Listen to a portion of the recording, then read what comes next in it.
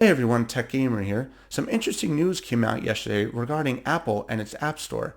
Now this news could be huge for application and video game developers who publish their content on Apple's App Store. So let's break it down.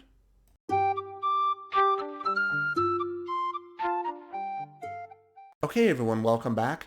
So yesterday Apple announced some interesting changes to its App Store rules and terms and conditions in order to try and settle a class action lawsuit that was brought against it by US-based developers. So Apple has traditionally had a policy where if you have an app on the App Store, you can only really pay for upgrades, enhancements, ad removals through Apple's service. So that's been a sticking point for developers because number one, they have to pay Apple a commission for that service, and that commission is about 30%. So that means every dollar that a developer makes, 30 cents of it's going back to Apple. That's a huge number. And two, the developers of the app were not allowed to advertise their own pay store. So where have you heard about this in the past? The maker of Fortnite, Epic Games, has had a huge lawsuit going on with Apple currently. Fortnite is not available on the App Store. You can no longer play it on Apple devices because of this ongoing lawsuit. Epic Games wants people to be able to use the Fortnite payment store inside of the app. But by doing that, they would essentially get around Apple's commission-based structure for in-app purchases. So Apple, of course, said, no, we're not having it. Epic said, we want it. So now there's this ongoing lawsuit that's playing out in court over that. And they expect a settlement to come and a decision to be announced soon regarding that. So I'm definitely waiting for that to happen. But in regards to this recent settlement, which is unrelated to Epic and Fortnite, Apple's made a couple of things. They're now going to allow app developers to communicate directly with customers about alternative payment options. And the customers can get that communication either inside of the app or via a direct communication outside of the app with information gathered from the app itself, such as your name, your email address, and stuff like that. Apple also is going to maintain a program for 3 years that lowers the commissions to small businesses. So if you make under $1 million a year, you'll be able to get a discounted commission structure, basically. And that supposedly accounts for 99% of the apps that are out there. Because as we all know, a ton of the apps that you see are just these little homegrown ones that people play here and there. The rarity is like the Fortnites and the pubs and all those ones are less, obviously. Apple's also going to set up a fund, a $100 million fund for small developers. And this is part of that settlement. So the more smaller or larger you are, you'll get a piece of that pie. I think that's kind of done just to, smooth things over and make Apple look good.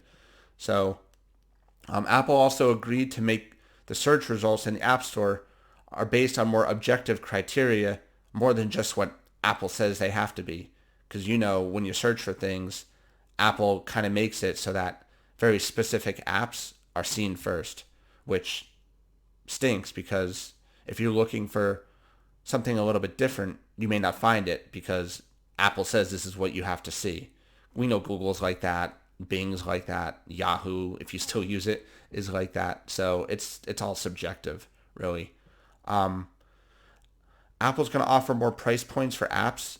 Today there's less than 100 price points, but they're going to increase those options to 500 or something like that, which is really good because you always see the same thing. It's $4.99, it's $9.99, it's $1.99, it's $19.99. You see a lot of those with the remakes of Nintendo games, like Final Fantasies, for example.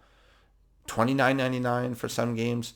So Apple's going to give the developers more options in what they can charge for their game because the developers, that's always been an issue also, which I can understand.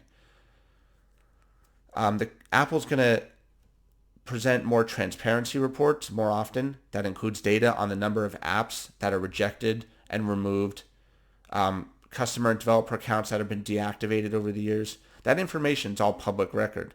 Apple hasn't done such a good job of disclosing it here and there, and that matters to some people. So they're going to do a better job of being more transparent with those reports. All these changes are being made globally with the exception of the fund for small developers. That's United States only. So what does all this mean? So Apple really is doing this to keep developers happy. That's my opinion.